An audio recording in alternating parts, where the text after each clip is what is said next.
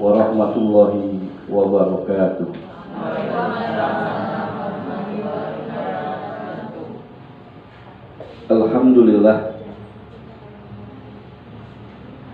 Alhamdulillahilladzi unzila fihil Qur'an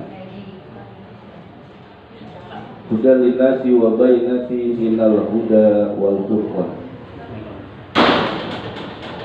Asyhadu an la ilaha illallah wahdahu la syarika lah wa asyhadu anna Muhammadan abduhu wa rasuluhu la nabiyya ba'da. Allahumma shalli wa sallim wa barik ala sayyidina Muhammadin wa ala alihi wa sahbihi ajma'in, amma ba'd.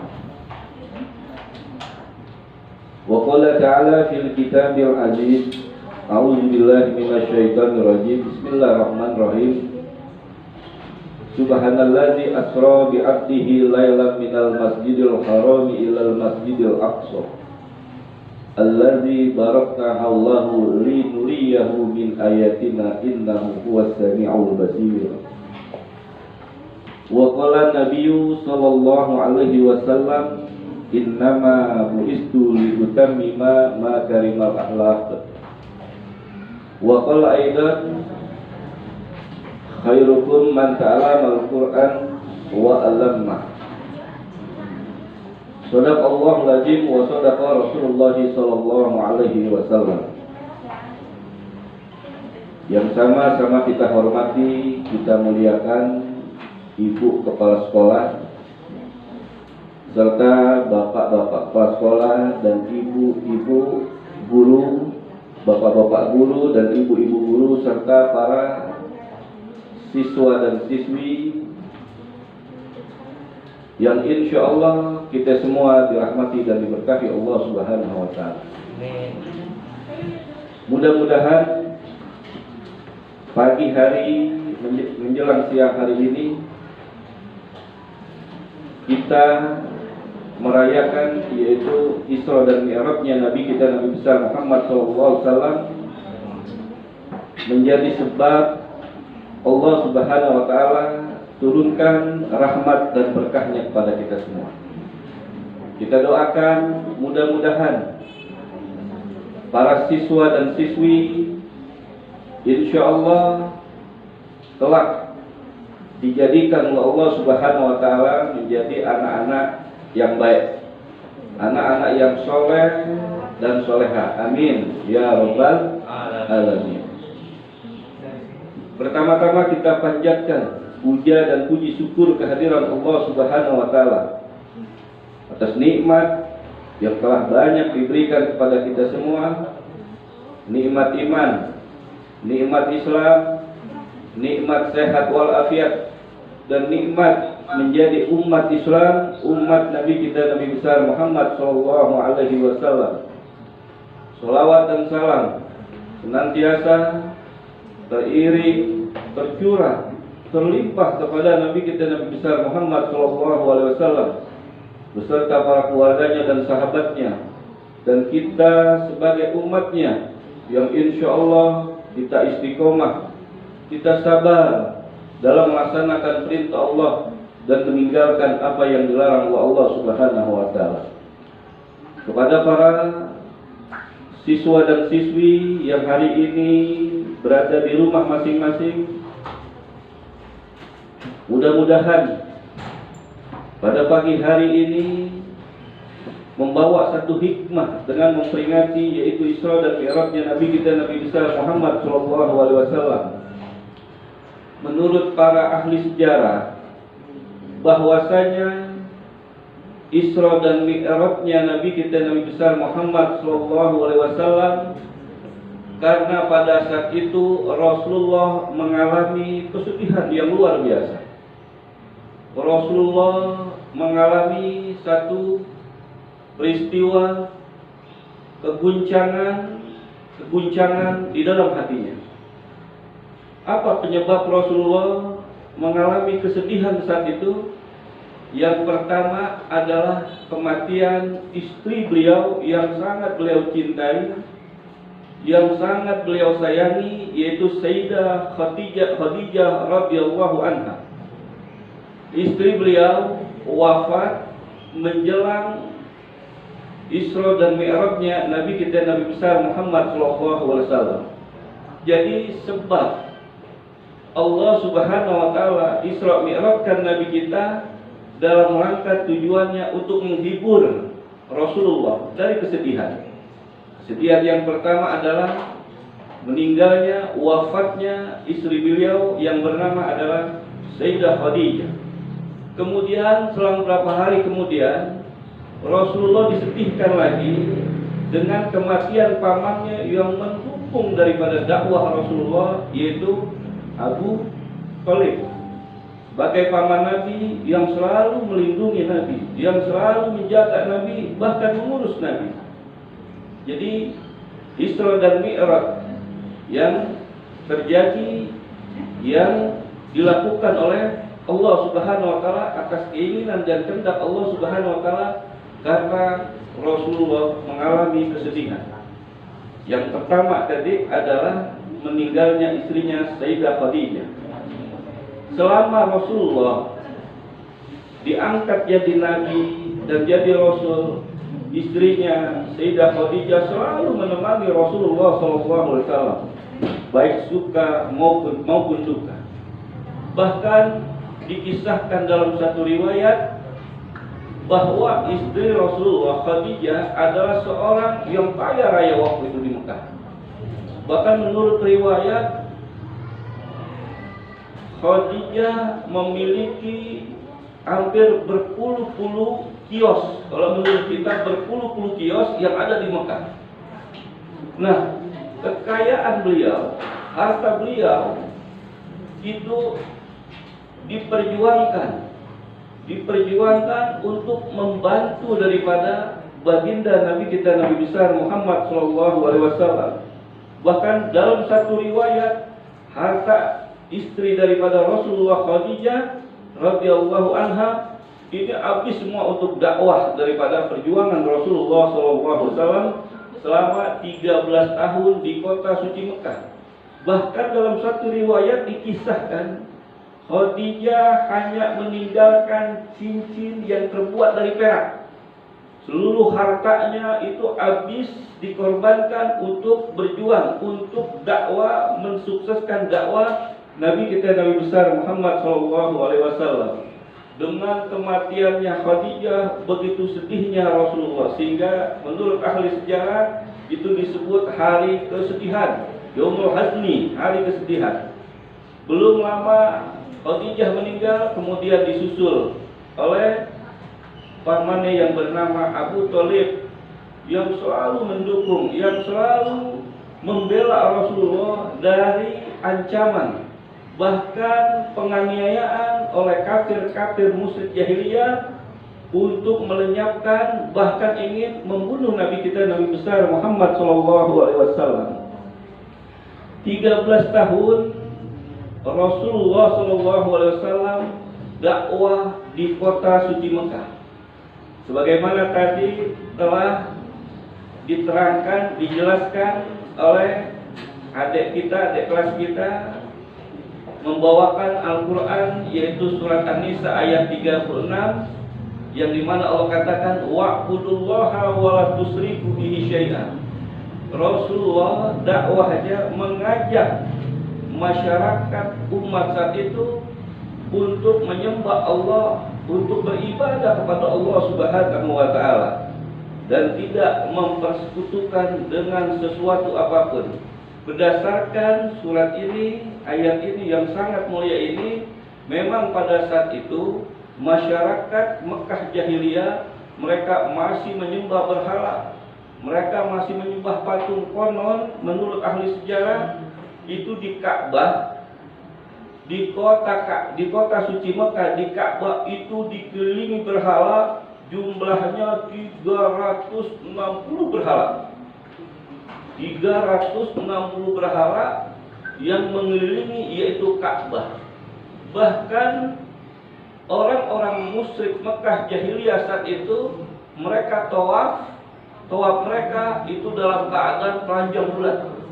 Sehingga akhirnya Rasulullah berdakwah, mengajak kepada masyarakatnya untuk meninggalkan, yaitu berhala-berhala yang mereka anggap Tuhan dan mereka sembah dalam sehari-hari mereka.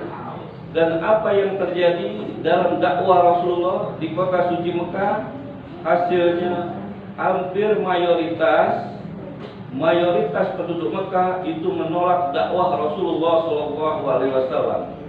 Nah, kemudian setelah Rasulullah berdakwah pagi, siang, dan malam, sampai tadi dengan ditinggalkan oleh istrinya yang tercinta, ditinggalkan oleh pamannya yaitu Abu Thalib, akhirnya Allah Subhanahu wa taala untuk menghibur nabinya, menghibur kekasihnya, akhirnya di-Isra dan Mi'rajkan oleh Allah Subhanahu wa taala.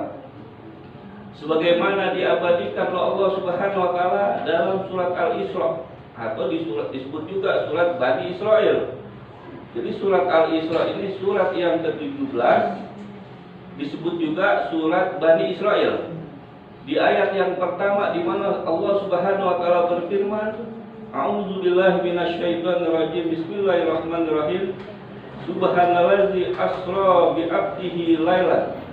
Maha suci Allah yang telah memperjalankan, yaitu hambanya pada satu malam, minal masjidil haram ilal masjidil aqsa, dari masjidil haram ke masjidil aqsa, yaitu pada satu malam. Dengan apa tujuannya? Dengan tujuan agar Allah liyurinahu, agar Allah memperlihatkan, yaitu Allahu di sekelilingnya, sebagai tanda-tanda daripada kebesaran Allah. Dan Allah innahu was-sami'ul basir, dan Allah Maha mendengar dan Allah Maha melihat. Jadi dengan adanya ayat dari ayat pertama dari surat Al-Isra ini sebagai bukti bahwasanya Rasulullah pernah di-Isra dan di-Mi'rajkan oleh Allah Subhanahu wa taala, diperjalankan dari Masjidil Haram ke Masjidil Aqsa. Lalu apa yang terjadi? Reaksi daripada orang-orang musyrik jahiliyah dan para sahabat-sahabat Rasulullah setelah Rasulullah mengadakan Isra dan Mi'raj yang diperjalankan oleh Allah Subhanahu wa taala. Pada saat pagi harinya beliau ceritakan perjalanan Isra dan Mi'rajnya, yaitu kepada orang-orang yang ada di kota suci Mekah. Dan terjadilah dialog antara Rasulullah dengan tokoh-tokoh kafir Quraisy untuk beriman kepada Rasulullah dan beriman kepada Allah dan beriman kepada hari akhir. Dan beliau menceritakan bahwasanya malam hari beliau diperjalankan oleh Allah dari Masjidil Haram ke Masjidil Aqsa. Apa tanggapan mereka? Apa reaksi mereka?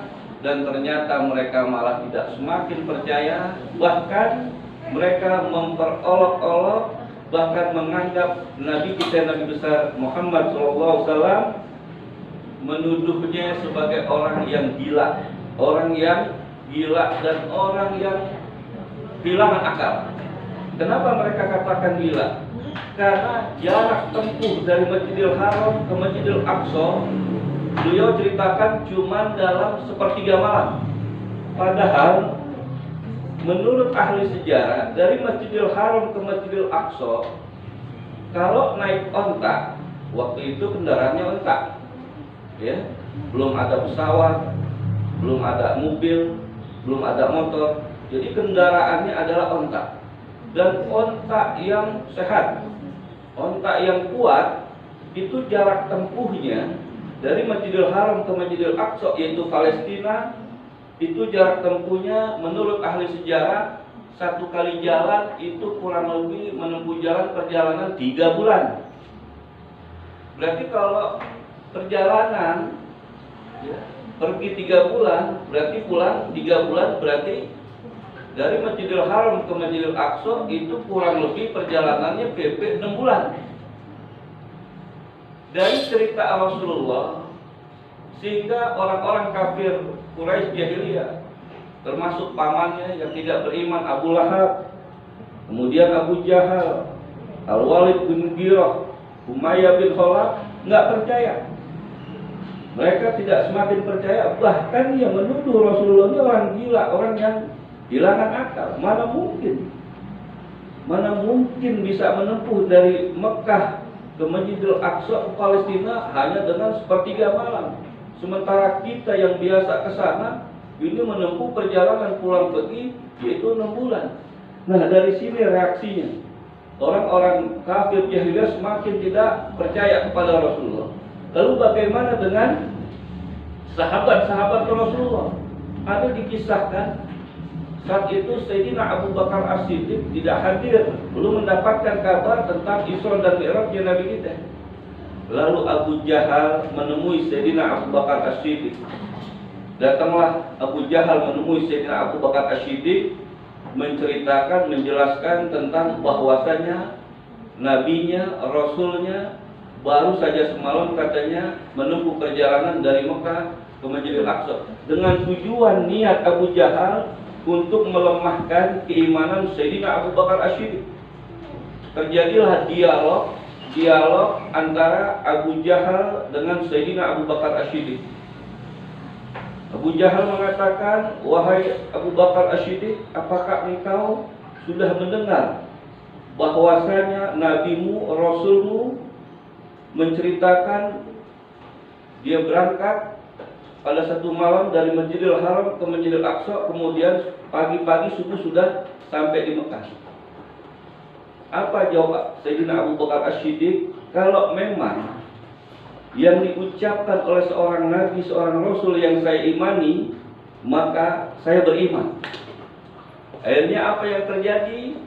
Abu Jahal dengan niat tujuan untuk melemahkan keimanan Sayyidina Abu Bakar As-Siddiq gagal, tidak mampu. Malah Sayyidina Abu Bakar As-Siddiq belum mendapat kabar dari Rasulullah, dia sudah beriman kepada Rasulullah SAW. Karena rukun iman salah satunya adalah kita beriman kepada para nabi-nabi dan Rasulullah, dan termasuk adalah Rasul kita Nabi besar Muhammad Sallallahu Alaihi Wasallam. Lalu apa yang terjadi setelah Isra Mi'raj? Setelah Allah perjalankan, Rasulullah berjuang di kota suci Mekah, dibantu dengan para sahabat-sahabatnya, dakwahnya mayoritas masyarakat Mekah saat itu menolak dakwah Nabi kita Nabi besar Muhammad SAW. Bahkan hari demi hari para pengikut Rasulullah itu mendapatkan ancaman, bahkan siksaan, bahkan sampai pembunuhan. Dan salah satu yang terbunuh adalah dari keluarga Amr bin Yasir. Amr bin Yasir, dia seorang budak yang dia beriman kepada Rasulullah SAW. Bisa ambil hikmahnya. Ya, mudah-mudahan Allah Subhanahu Wa Taala menguatkan keimanan kita, ya, memberikan kesabaran dalam hati kita, dan kita berdoa kepada Allah Subhanahu Wa Taala. Mudah-mudahan Allah berikan kesehatan kepada ibu kepala sekolah. Ya Allah, memberikan kesehatan kepada bapak-bapak guru dan ibu-ibu guru, dan kita berdoa kepada Allah Subhanahu Wa Taala, Robbi habli minas sholihin, mudah-mudahan siswa dan siswi ini menjadi anak-anak yang soleh dan solehah. Robbi ja'alni muqimah sholati wa min dzurriyyati rabbana wa taqabbal du'a, yang mereka terus tetap menegakkan sholat yang diperintahkan oleh Allah Subhanahu Wa Taala. Demikianlah yang dapat saya sampaikan, mudah-mudahan manfaat buat kita semua, khusus buat pribadi saya. Apabila benar datangnya dari Allah Subhanahu Wa Taala, bila ada salah dan kekeliruan itu datangnya dari pribadi saya, dan saya mohon dibukakan pintu maaf yang sebesar-besarnya. Demikian, billahi taufiq wal hidayah. Assalamualaikum warahmatullahi wabarakatuh.